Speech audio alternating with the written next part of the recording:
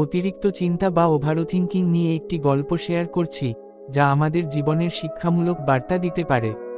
এক গ্রামে রাহাত নামে এক যুবক থাকত। রাহাত ছিল খুব মেধাবী, কিন্তু তার একটি সমস্যা ছিল, সে সবসময় সবকিছু নিয়ে অতিরিক্ত চিন্তা করত। একটা ছোট বিষয় নিয়েও সে এত বেশি ভাবত যে তার দিন রাত কেটে যেত দুশ্চিন্তায়। একদিন তার এক বন্ধু তাকে বলল, রাহাত, তোমার চিন্তা করা ভালো, কিন্তু অতিরিক্ত চিন্তা তোমার জীবনকে জটিল করে দিচ্ছে। তুমি গ্রামের বৃদ্ধ পণ্ডিতের কাছে যাও, তিনি তোমাকে এই সমস্যার সমাধান দিতে পারবেন। রাহাত পণ্ডিতের কাছে গেল। তার সব সমস্যা শুনে পণ্ডিত হাসলেন এবং একটি মাটির ঘড়া দিয়ে বললেন, এই ঘড়াটি নাও এবং এতে এক বালতি পানি ভরো।